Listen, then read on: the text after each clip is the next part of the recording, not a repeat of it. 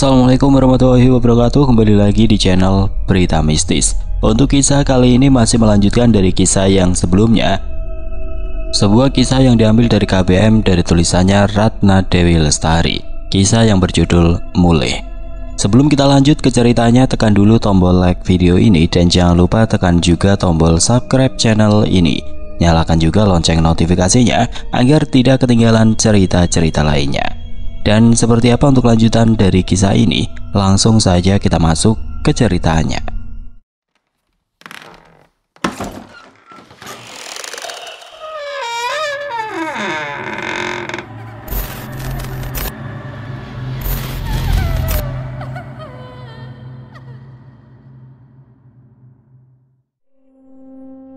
Syukurlah aku bisa kembali melihat kalian. Dini, Tari, Lingga dan Endaru saling tatap. Dara begitu saja menarik tubuh Tari dan memeluknya. Tangisan Dara begitu menyayat hati dengan nafas yang tersegal-segal dan tubuh gemetar.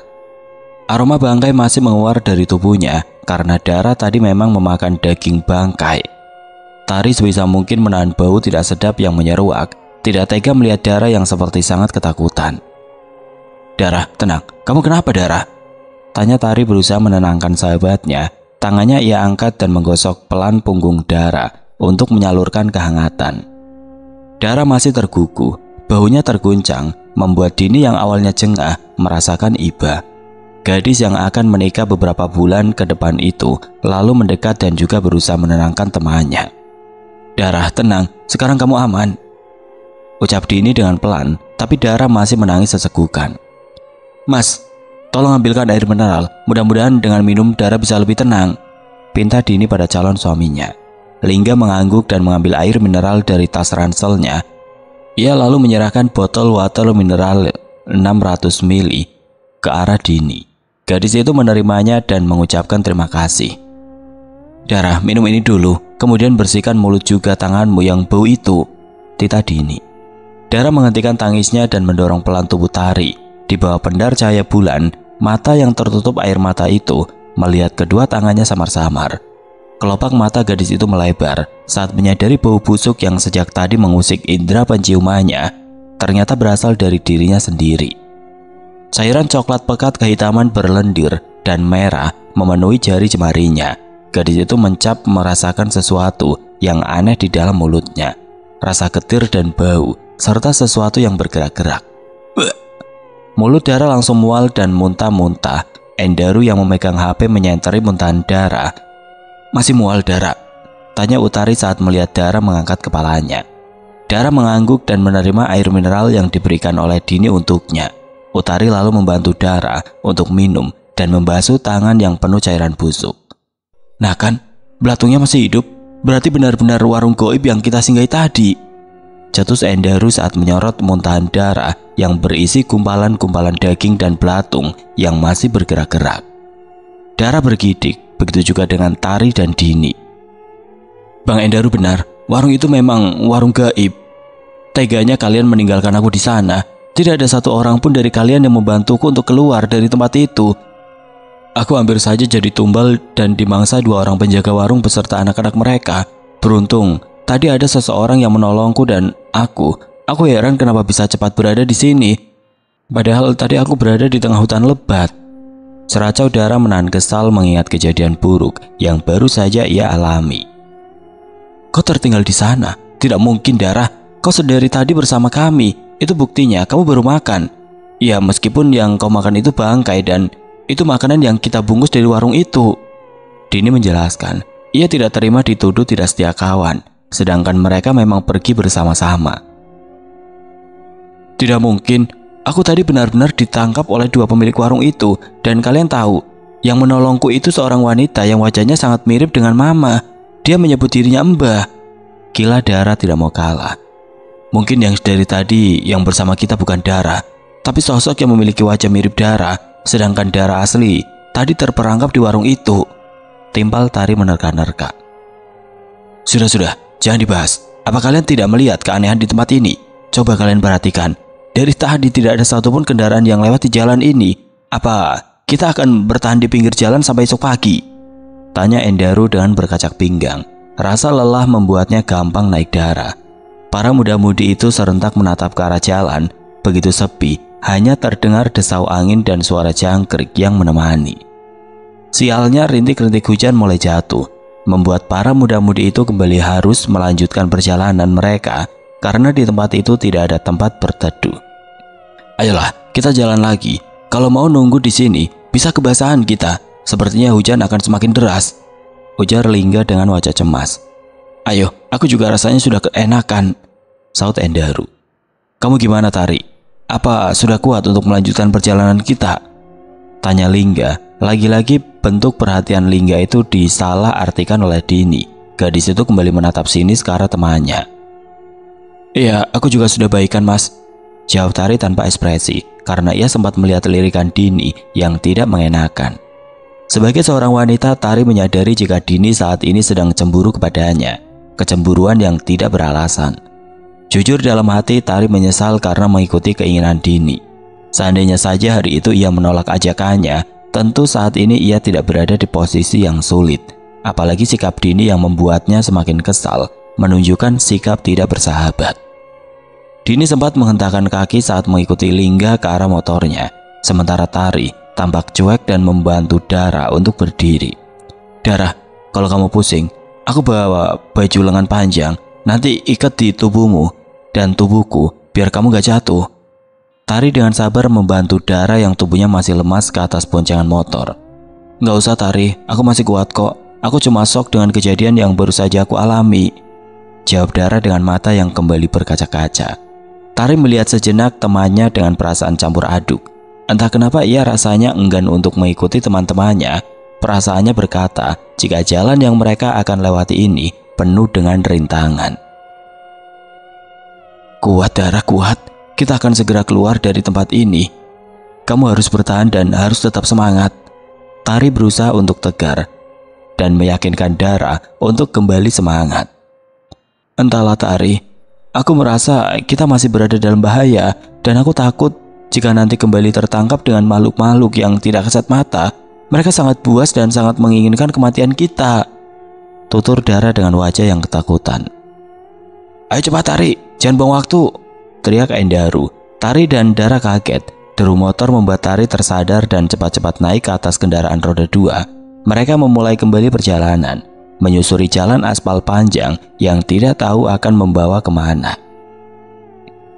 Angin dingin menerpa kulit, menusuk hingga terasa sampai ke pori-pori. Pandangan fokus ke depan. Hujan rintik-rintik jatuh menemani perjalanan mereka malam itu.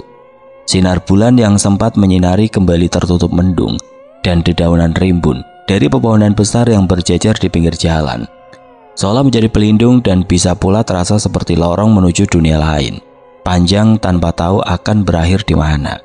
Sesekali kawanan anak muda itu saling mendekat dan memastikan tidak ada yang hilang dari rombongan.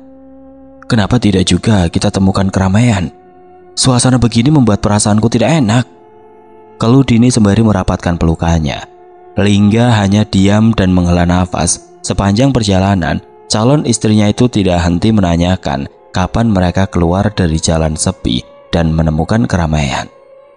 Mas, kamu itu kalau diajak ngobrol diam aja. Kenapa sih mas? Kamu banyak berubah. Apa karena kamu naksir Tari ya? Dek. Mendengar ucapan calon istrinya itu, Lingga langsung emosi. Ia sejak tadi sudah pusing untuk memikirkan bagaimana caranya keluar dari tempat itu dan bisa kembali ke rumah. Tidak mampu lagi menahan penat dalam hatinya. Ucapan dengan nada penekanan pun keluar dari mulutnya. Kesal. Dalam keadaan seperti ini, bisa-bisanya kamu berpikiran seperti itu, Dini. Aku itu pusing memikirkan bagaimana caranya kita bisa cepat pulang. Bukannya malah memikirkan wanita lain. Kita itu sebentar lagi mau menikah. Cukup fokus sama urusan kita. Jangan dilibatkan orang lain. Berpikirlah dewasa dan tepiskan pikiran kekanak-kanakanmu itu. Baru saja ia hendak menjawab ucapan Lingga, tiba-tiba lampu motor Lingga menyorot rambu-rambu lalu lintas. Mereka berada di persimpangan jalan. Lingga menepi, teman-temannya pun turut menepi di dekatnya. Mau lewat kanan atau lewat kiri? Tanya Lingga. Mereka diam sejenak berpikir. Kita voting aja. Jawaban yang terbanyak itu yang kita ikuti, saran Endaru. Oke, aku pilih kanan, jawab Lingga. Aku mau ke kiri. Balas Dini masih dengan tangan yang terlipat di dada. Aku kiri, kata Endaru. Aku kanan, timpal Tari. Mendengar jawaban Tari, emosi Dini kembali bergejolak. Karena jawaban gadis itu sama seperti jawaban calon suaminya, mereka seolah ingin menunjukkan bagaimana mereka saling terkoneksi saat ini. Tiba giliran Dara akan menjawab. Dini menyorot tajam padanya, seolah memberikan kode untuk mengikuti apa maunya, yaitu berbelok ke sebelah kiri. Dara tampak ragu-ragu karena ia ingin berbelok ke kanan. Di saat Dara ragu itulah, tiba-tiba saja terdengar suara lonceng kecil yang biasa dikalungkan pada hewan sejenis sapi atau kerbau. Mereka serentak menatap ke arah jalan, menoleh ke kiri dan ke kanan, mencari-cari asal suara. Apakah suara tadi itu? Lihat ke sana. Di kejauhan mereka melihat sesuatu. 2 ekor sapi tengah berjalan ke arah mereka. Sapi-sapi itu terikat pada gerobak dan seorang bajingan terlihat duduk di belakang sapi. Malam-malam begini, kenapa ada gerobak sapi? Lagian zaman sekarang kok masih ada yang naik beginian? Selorot Dini saat melihat transportasi jadul yang sudah lama tidak ia lihat. Bisa saja deh, lagian ngapain kita kepo? Seharusnya senang lihat ada orang selain kita. Berarti kita sudah lebih dekat dengan pemukiman. Cetus Endaru dengan wajah girang. Iya, Endaru benar. Kita bisa istirahat sejenak karena hujan semakin deras sebelum nanti kita lanjut perjalanan pulang. Timpal Endaru yang diangguki teman-temannya. Endaru berinisiatif turun dari motor. Setengah berlari ia mendekati gerobak sapi yang saat itu semakin mendekat. Begitu juga dengan Lingga. Ia pun memilih untuk mengikuti temannya. 2 laki-laki itu lalu berjalan beriringan dengan tangan yang sama-sama melambai, berusaha untuk menghentikan gerobak sapi. Gerobak sapi itu pun perlahan memperlambat laju jalannya. Sang bajingan mengarahkan pecut ke arah pantat sapi dan gerobak sapi itu menepi. Sampurasun, Pak. Sapa Lingga saat gerobak sapi berhenti. Tidak jauh dari dirinya, ia lekas mendekat dan menunjukkan senyum ramah. Pria tua yang diperkirakan berumur 60 tahunan itu menoleh. J, sampean sopo? Kok iso ning kene? Kulo Lingga, Pak. Iki koncoku Endaru. Kita kesasar. Apa bapak iso nuduhke dalan metu? Pria sepuh itu melirik ke arah 3 orang gadis yang saat itu menatap dengan tatapan curiga. Perasaan ketiga gadis itu tiba-tiba tidak enak saat melihat tatapan bapak tua yang terasa menusuk dan seperti mengincar sesuatu. Sekilas pria tua dengan wajah keriput itu menyunggingkan senyum. Bukan senyum ramah dan tulus, melainkan senyum yang menyimpulkan maksud tertentu. Sesuk aku bakal nuduki dalan. Saiki wis wayahe wengi, udan miwiti deres. Luwih apik mampir ning gubuk ingsun. Tawarnya yang langsung diangguki Lingga dan Endaru. Mereka memang menunggu laki-laki itu memberikan tumpangan untuk tempat berteduh karena hujan yang turun semakin deras. Suwun, Pak, ucap Lingga yang diselingi anggukan. Pria berpakaian batik itu mengangguk sekilas dengan wajah datar. Sedangkan Lingga dan Endaru lantas memutar tubuh dan berlarian kecil ke arah teman-temannya. Sudah tahu jalan pulang, Mas? Kok kelihatannya seneng banget? Tanya Dini yang heran melihat senyum lebar di wajah Lingga. Laki-laki muda itu menggeleng pelan. Ini kita diajak ke rumah si bapak, soalnya hujan semakin deras. Jawabnya seraya naik ke atas motor dan menyuruh pacarnya untuk bergegas naik juga. Kenapa kita malah mengikuti bapak itu, Mas? Bukannya melanjutkan perjalanan? Protes Dini dengan melipat kedua tangan di dada. Lingga menghela nafas dalam. Kemudian ekor matanya melirik ke arah spion. Saat tatapan mata mereka bertemu, pantulan kaca spion, Dini yang kesal melempar pandangannya ke arah jalan. Ia kesal karena merasa Lingga sangat bertele-tele. Kenapa mereka harus mampir? Kenapa tidak langsung pulang saja? Bukankah mereka semua membawa mantel hujan? Kamu lihat sendiri, Din. Hujan semakin deras dan udara dingin. Apa salahnya kita berteduh? Kalau dipaksakan, kita bisa sakit. Papar Lingga setenang mungkin. Ia tidak ingin memperkeruh keadaan. Tubuhnya sangat capek dan ia ingin beristirahat barang sejenak sebelum melanjutkan perjalanan. Kita kan bawa mantel, Mas. Pakai mantel saja. Dini masih ngeyel. Rasanya ia enggan untuk ikut. Apalagi tadi sempat melihat tatapan mencurigakan si bapak. Iya, tapi Mas lelah banget, Din. Butuh istirahat sebentar saja. Mendengar suara Lingga yang penuh penekanan, Dini memilih untuk diam. Meski saat ini hatinya bergejolak, firasatnya bapak tadi punya niat buruk kepada mereka. Motor pun mulai bergerak. Teman-temannya pun mengikuti dari belakang. Dini sempat menoleh dan melirik ke arah Tari yang juga terlihat ragu-ragu. Kendaraan beroda 2 itu melaju dengan lambat mengikuti gerobak sapi yang ada di depan mereka.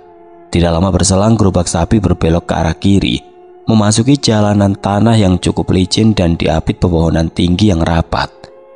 Ya, mereka masuk ke dalam hutan. Perasaan Dini semakin tidak enak, apalagi melihat jalan yang gelap dan tanpa penerangan di kiri dan kanan. Suasana pun sepi, hanya terdengar suara deru mesin dan gesekan daun serta suara becek air yang mereka lewati. Apa mungkin ada kampung di dalam hutan, Tar? Perasaanku tidak enak, bisik Dara sembari merapatkan tubuhnya.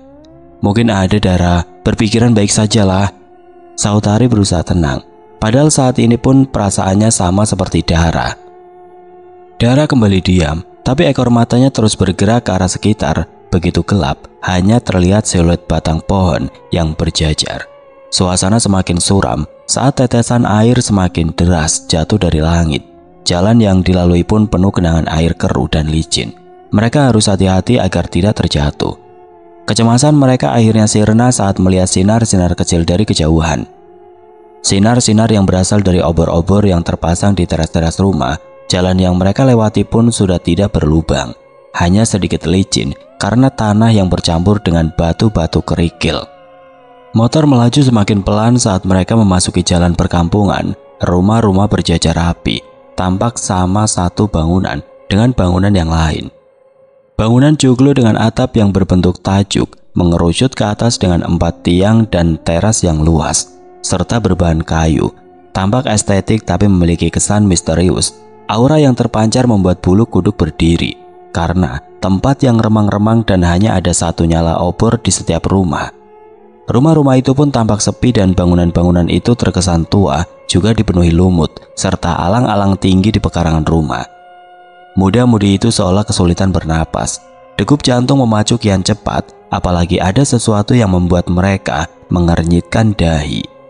Di setiap rumah terdapat gundukan seperti kuburan, tapi tanpa nisan. Ada yang berjumlah 2, 3, bahkan 4. Semua terletak di samping rumah. Tari, jangan banyak bicara, Dara. Tari memperingatkan. Dara menurut, tapi matanya tidak dapat berhenti memandang sekitar. Mata Dara tiba-tiba terfokus pada pintu-pintu rumah yang begitu mereka lewat. Pintu demi pintu itu terbuka perlahan. Tapi ia tidak melihat apapun di saat pintu itu sedikit terbuka. Tampak sekilas dalam rumah gelap gulita. Gerobak sapi kemudian berbelok dan berhenti di salah satu rumah yang berbeda. Rumah itu lebih luas dari rumah yang lain dan tampak lebih megah dengan ornamen ukiran seperti candi di dinding-dinding rumahnya. Banyak patung-patung wanita berkemben dengan berbagai gaya di sekitar kolam yang ada di halaman dan satu tempat persembahan menyambut mereka. Meskipun tampak megah, lagi-lagi tempat itu seperti tidak terurus, penuh alang-alang dan lumut. Ser. Bulu kuduk Dara seketika berdiri, begitupun keempat temannya. Saat mereka serentak turun dari motor, begitu kendaraan roda 2 itu terparkir di halaman rumah. Bapak itu pun juga turun dari gerobak sapi dan membawa kelintingan sapi di tangannya. Ayo cepat melebu, ajaknya seraya melangkah ke arah rumah.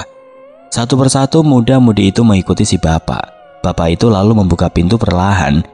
Derit pintu semakin membuat jantung bertalu. Begitu pintu dibuka, aroma kapur barus menyeruak, menusuk rongga hidung, seketika membuat Tari terbatuk-batuk. Dini pun bergerak mundur disusul Dara dan Endaru, sementara Lingga begitu saja masuk ke dalam rumah tanpa merasakan sedikit pun keanehan. Mas, panggil Dini, tapi Lingga tetap melangkah maju. Tidak sedikit pun mengacukan Dini yang terlihat enggan. Lingga seperti terpesona saat ia masuk ke dalam rumah. Di matanya, rumah itu begitu estetik. Semua perabotan terbuat dari kayu jati. Penerangan hanya dari lampu sentir yang digantung di dinding. Monggo, duduk Le. Lingga terjingkat saat terdengar suara seorang wanita. Pemuda itu sontak menghentikan langkah dan kepalanya bergerak mencari asal suara. Rupanya, suara itu berasal dari seorang wanita yang saat itu duduk di pojok ruangan.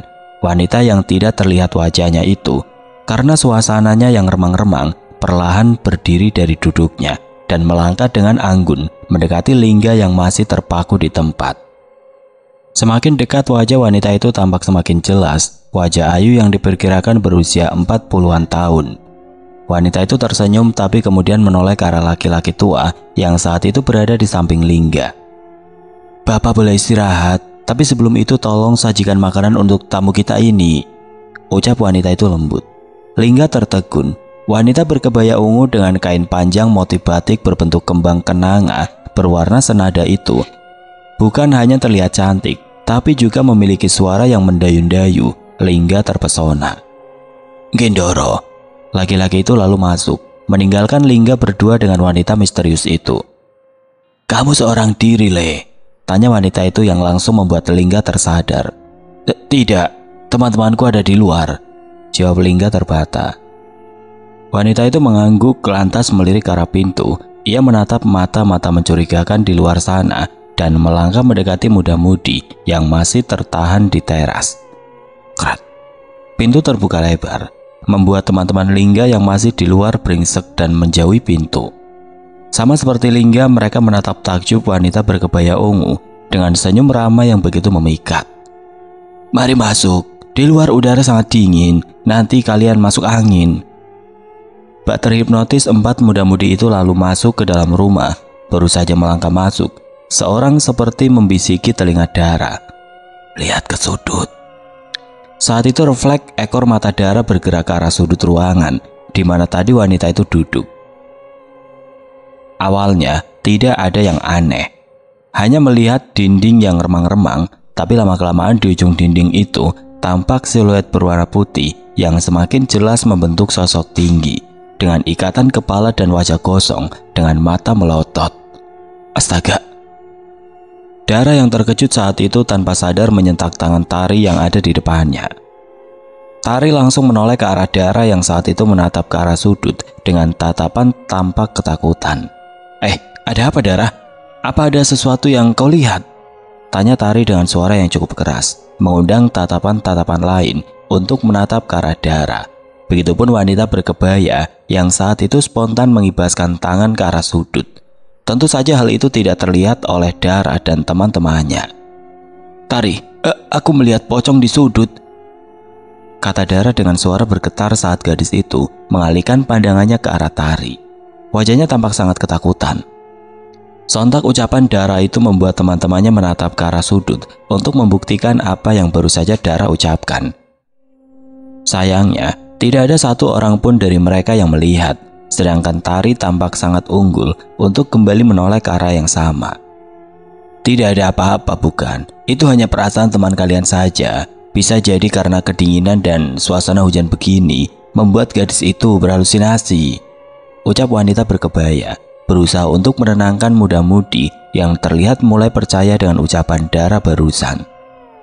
Tapi tadi beneran ada, aku tidak bohong," gila Dara. "Sudahlah Dara, jangan berpikiran macam-macam. Aku sudah sangat lelah, mau istirahat sebentar. Aku yakin ibuku saat ini sangat khawatir, mana sinyal gak ada lagi. Mau kirim pesan cuma centang 1. Seloroh Tari sembari menatap layar ponselnya dengan sedih. "Iya betul, mana HP lobet lagi," timpal Endaru. "Apa di tempat ini tidak ada listrik, Bu? Bolehkah kami menumpang cas?" Wanita berwajah ayu itu menggeleng pelan. "Desa kami belum teraliri listrik, jadi ya seperti inilah keadaan desa kami saat ini," jawabnya dengan senyum tipis yang terlihat ramah. "Oh, pantesan desa ini seperti desa tidak berpenghuni ya Bu. Soalnya tidak ada penerangan selain obor," Dini menyaut. "Ya begitulah, mari ikut saya. Hangatkan diri kalian dengan hidangan sederhana yang sudah disiapkan oleh abdi saya di belakang. Kalian tidak usah takut, di rumah ini semua makanan asli. Dan saya juga manusia seperti kalian, saya bukan setan." Tentu saja ucapan wanita itu membuat para muda-mudi itu saling pandang, seolah apa yang ada di pikiran mereka saat ini terbaca. Maaf Bu, kami tidak bermaksud seperti itu," kata Dini berusaha menetralisir keadaan. Wanita itu hanya tersenyum, tapi senyumnya kali ini seperti menyimpan sebuah misteri. Tidak apa-apa, kalian pasti telah melakukan perjalanan yang sangat panjang hingga membuat tubuh kalian lelah, sautnya seraya memutar tubuh perlahan. Para pemuda-pemudi itu lalu saling pandang, memberikan kode untuk mengikuti wanita itu dari belakang. Sementara Tari menggandeng tangan Dara dan mengajaknya untuk turut serta. Kamu jangan jauh-jauh dari aku, Dara. Pikiranmu jadi kemana-mana. Kita harus istirahat sejenak. Setelah hujan reda, kita akan kembali pulang malam ini juga. Bisik Tari di telinga Dara. Janji ya, aku benar-benar takut, Tari. Rasanya aku ingin cepat-cepat pulang saat ini juga. Desis Dara dengan kalimat mengiba. Iya, aku janji. Setelah mendengar ucapan Tari, Dara pun melangkah mengikuti langkah teman-temannya. Ia berpegangan erat pada pergelangan tangan Tari dan sempat melirik ke arah sudut takut-takut. Ia akhirnya bisa bernafas lega saat sosok itu sudah tidak lagi terlihat. Mungkin memang tadi itu hanya halusinasiku saja. Wanita itu membawa Dini dan teman-temannya ke sebuah ruang makan yang cukup lebar. Di ruang makan itu terdapat meja besar dan beberapa kursi kayu yang diukir. Di setiap sudut diterangi lilin. Silakan duduk. Wanita itu mempersilahkan tamu-tamunya untuk duduk dan menikmati makanan yang ia sediakan. Tidak seperti di tempat sebelumnya, makanan di tempat ini terlihat sangat sederhana. Malahan tidak terdapat olahan daging, hanya ketela rebus dan air putih yang disediakan di gelas-gelas yang terbuat dari tanah liat. Makanlah, maaf, tidak bisa lebih dari ini, ucap wanita itu dengan begitu lembut. Meskipun wanita itu tampak sangat baik, tapi para muda-mudi itu terlihat waspada. Apalagi aroma kapur barus begitu menyengat, persis seperti bau mayat. Di luar hujan sepertinya sudah sedikit reda, mungkin nanti kami akan melanjutkan perjalanan, tukar Selingga di sela kunyahan makannya. Wanita berkebaya ungu itu langsung menghentikan makanannya dan menatap lurus ke arah Lingga. Aku tidak bermaksud untuk menahan kalian, tapi jika kalian keluar dari rumah ini, kalian harus berhati-hati. Mendengar ucapan wanita itu, para muda-mudi itu langsung melempar pandangan. Tapi jika kami menginap di sini, apa ibu punya kamar untuk bisa kami tumpangi? Lanjut Lingga lirih. Wanita itu mengangguk dengan senyum menyimpan arti. Saya punya 2 kamar kosong, silakan pakai. Meskipun tampak ragu, malam itu 5 muda-mudi itu memilih untuk menginap. Mereka berjanji akan saling menjaga satu sama lainnya. Aku kira kamar ini bakalan penuh debu, tapi ternyata kamarnya cukup rapi dan bersih loh, ucap Dini saat memasuki kamar yang ditawarkan wanita tadi. Iya, sepertinya Nyai Kinarsi bukan orang biasa. Lihat saja perabotannya, mahal-mahal, saut Tari. Ia tadi sempat menanyakan nama wanita berkebaya ungu yang ternyata bernama Kinarsi. Bener sih, tapi apa kalian tidak merasakan keanehan sedari tadi? Bau kapur barus itu terasa begitu menyengat. Aroma-aroma mayit yang membuat bulu kuduku selalu berdiri. Seladara yang saat ini merapatkan jaket yang ia pakai. Matanya sejak tadi tidak mau diam bergerak memperhatikan sekitar. Aku malah menciumnya seperti bau kayu gaharu yang sering dipakai pemujaan itu, timbal Dini. Lah, kok aku dari tadi nyiumnya seperti bau bunga kantil ya? Tari yang saat itu tengah melipat jaketnya pun ikut bersuara. Tapi benar juga sih kata Dara. Tadi waktu masuk juga bau kapur barus. Tari mengingat-ingat. Sudahlah Dara, semakin banyak mikir semakin pusing. Aku juga enggan untuk keluar. Kalian lihat sendiri kan, tempat ini cukup mistis, kata Dini setengah berbisik. Ia mendaratkan bokongnya di samping Tari. Dara pun menyusul. Aku ingin tidur, tapi kok perasaanku gak enak ya. Semenjak kejadian tadi, aku jadi was-was. Mana di sini gak ada sinyal lagi. Ibu pasti sangat khawatir, ungkap Dara yang diangguki 2 temannya. Gimana kalau salah satu dari kita tidur, 2 yang jaga, biar kita aman, saran Dara. Iya, kamu bener Dara, aku setuju, jawab Dini. Biar Dini yang pertama tidur, aku masih belum ngantuk, tukas Tari. Iya Din, kamu tidur duluan Gi, aku mau ngobrol sama Tari, Dara menyela Tari. Kalian gak kebelet? Aku mau pipis, ungkap Tari tiba-tiba. Aku tadi udah diantar sama Nyai, tukas Dini. Oh ya, aku mau pipis, anterin yuk. Dini dan Dara mengangguk serentak. Mereka turun dari ranjang dan melangkah beriringan ke arah luar. Mereka melangkah takut-takut sembari menatap sekitar menuju kamar mandi yang ada di belakang rumah. "Tidak usah takut, di rumah ini tidak ada apa-apa." Dek. Sontak ketiga gadis itu menghentikan langkah. Mereka saling melirik satu sama lain dengan mengeratkan pegangan. Tap, tap, tap. Dari arah belakang terdengar bunyi langkah kaki mendekat. Mereka memutar tubuh perlahan dan mendapati Nyai Kinarsi tengah melangkah perlahan. "Kalian mau ke kamar mandi? Biar saya antar," tawar wanita itu. Tiga gadis itu mengangguk. Mereka lalu mengikuti langkah Nyai Kinarsi. Angin yang cukup kencang menerpa tubuh gadis-gadis itu, membawa aroma kapur barus yang sangat menyengat. Tiga gadis itu semakin mengeratkan pegangan tangan. Entah kenapa aroma itu membuat bulu kuduk meremang bersamaan. Baru melangkah beberapa langkah, rasa kantuk tiba-tiba menerpa. Sangat ngantuk hingga sulit untuk membuka mata. Tubuh tiga gadis itu roboh begitu saja. Mata mereka memburam. Tapi sebelum mata itu tertutup sempurna, Tari sempat melihat senyum yang begitu mengerikan. Senyum lebar Nyai Kinarsi dan tawa melengking yang membuat jantung berdebar kencang. Tawa yang memanggil kematian. Beralih ke sudut pandang Tari.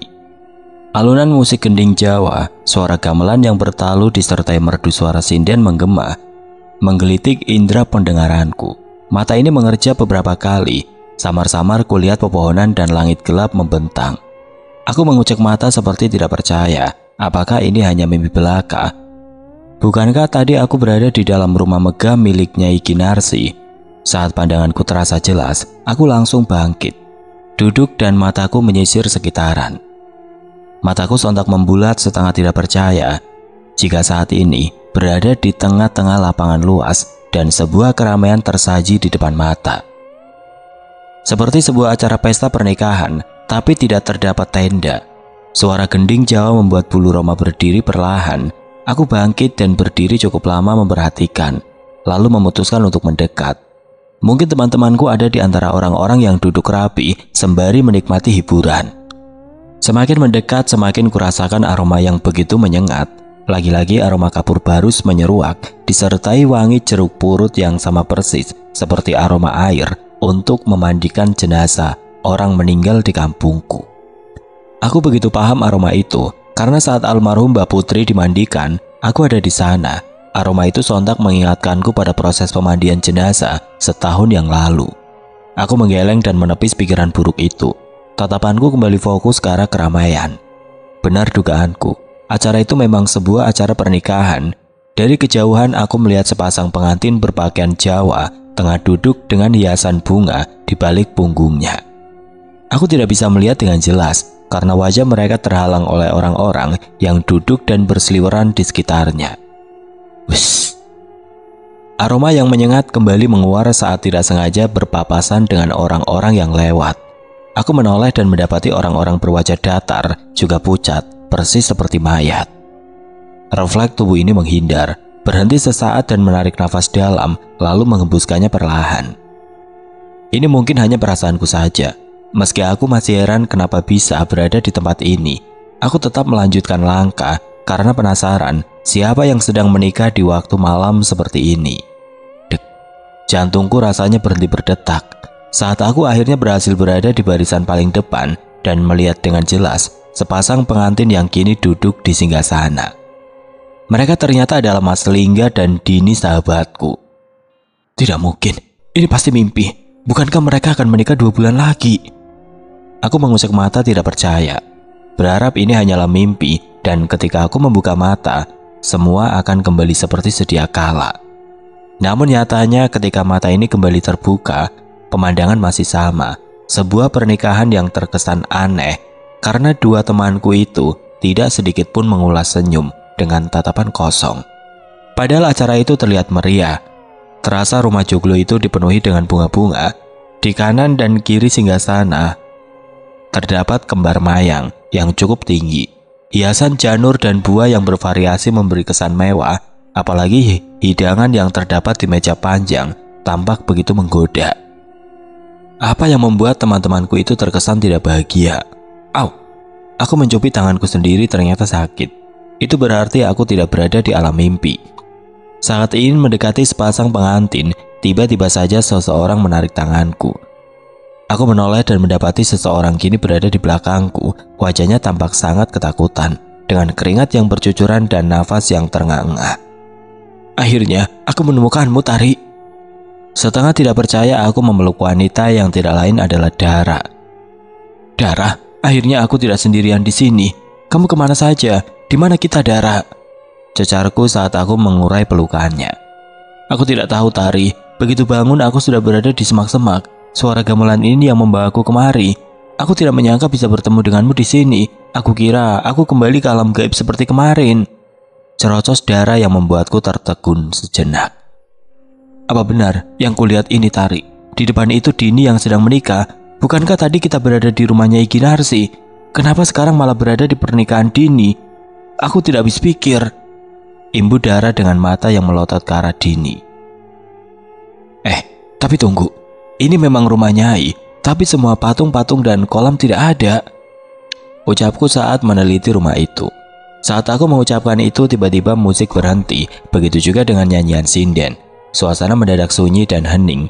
Merasa ada yang aneh, aku memutar tubuh. Begitu juga Dara. Dek. Semua mata saat ini menatap ke arahku. Tatapan tajam penuh kebencian. Aku mundur beberapa langkah. Begitu juga dengan Dara. Tangan kami saling berpegang erat. Hanya sesaat lalu tatapan orang-orang itu kembali ke arah depan saat musik kembali menggema dan suara sinden terdengar. Tubuh kami gemetar ketakutan. Tatapan orang-orang itu sungguh sangat mengerikan, begitu tajam dan membuat bulu-bulu halus di sekitar tubuh berdiri semua. Dara, itu bukannya Endaru? Aku menunjuk saat tiba-tiba saja melihat bayangan laki-laki yang mirip sekali dengan teman kami Endaru. Mana? Itu. Astaga, itu memang dia. Endaru saat itu tengah menarik tangan Lingga yang duduk di singgasana. Lelaki berpakaian adat pernikahan Jawa itu tetap diam membisu. Refleks aku dan Dara pun berlari ke arah mereka. Sayangnya, baru beberapa langkah orang-orang yang saat itu tengah duduk serentak berdiri dan melangkah mendekati kami. Kenapa orang-orang ini? Tari, kenapa mereka ingin menghalangi kita? Ucap Dara seraya mengamit erat tanganku. Aku juga tidak tahu, Dara. Semakin lama orang-orang itu semakin dekat dan mengelilingi kami. Aku dan Dara terdesak merasa terhimpit dan sulit bernapas. Tari. Dara, tetap berpegangan. Aku tidak kuat. Aku semakin kesulitan bernafas. Beban yang menghimpit terasa semakin berat. Pandanganku gelap. Kurasakan genggaman tangan Dara melemah dan tidak ada lagi suara. Dara, apa kau masih mendengarku? Ucapku lemah karena semakin sulit untuk menarik nafas. Tidak ada jawaban. Dara. Tari, bangun Tari. Kurasakan tamparan cukup keras di pipiku. Mataku mengerjap dan ketika membuka mata, aku mengembuskan nafas kasar dan menghirupnya kuat-kuat. Lega, akhirnya bisa bernafas dengan leluasa seperti biasa. Dara, ucapku histeris saat melihat Dara kini tengah duduk di hadapanku. Kamu selamat, Dara? Di mana orang-orang tadi? Aku bergumam dan menatap ke kiri kanan. Dara diam dan mengusap wajah. Berarti tadi bukan mimpi. Tapi kenapa kita kembali berada di tempat ini? Maksud kamu apa, Dara? Aku bangkit, terduduk dan menatap sekitar. Kamu lihat, kita kembali ke rumahnya Iki Narsi. Tapi suasana di tempat ini masih sepi. Tidak mungkin kita bermimpi yang sama, bukan? Aku merasa ada yang tidak beres dengan tempat ini. Lebih baik kita pulang sekarang, Tari, sebelum akhirnya sesuatu yang buruk terjadi. Wajah Dara mendekati telingaku dan berbisik. Aku bergidik ngeri. Benar yang Dara katakan. Mataku takut-takut menyusuri sekitar. Di mana Dini? Di mana Dini, Ra? Kita tidak mungkin pergi tanpa Dini. Kataku seraya menggenggam lengan Dara. Dara diam. Ia berdecak. Sepertinya terjadi sesuatu dengan Dini. Ayo, kita cari Dini. Ucap Dara yang langsung aku angguki. Teman kalian sedang mandi di kolam. Dia tidak kemana-mana. Dek. Aku langsung mematuhi saat mendengar suara berat yang berasal dari balik punggungku. Maaf Pak, bisakah antar kami menemui Dini? Aku menoleh perlahan, melihat seseorang yang diajak Dara berbicara. Ternyata dia adalah orang yang menguasai gerobak sapi yang tadi membawa kami ke rumah ini.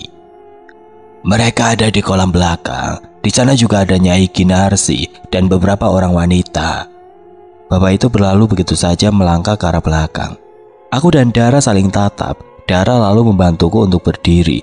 Dan di saat yang bersamaan, kami mendengar suara pintu terbuka perlahan. Serentak aku dan Dara menatap ke belakang, di mana Endaru tampak seperti orang yang baru saja terbangun dari tidurnya. Dengan menggaruk rambutnya, Endaru bertanya, "Lingga mana?" Kami menggeleng. "Emang Mas Lingga tidak tidur sama kamu, Bang?" Kami balik bertanya. "Enggak, kalian mau kemana?" "Kami mau lihat Dini, katanya Dini lagi mandi di kolam belakang." "Mandi? Hujan-hujan begini? Di kolam? Malam-malam?"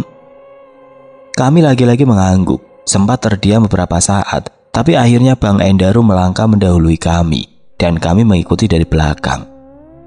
Kami berjalan di antara remangnya suasana, meniti lantai semen yang terasa dingin dan menyusuri ruangan demi ruangan untuk mencapai area belakang. Saat tiba di ruangan belakang, ternyata pintu terbuka lebar. Takut-takut menuju pintu, dan saat tiba, "Dini?"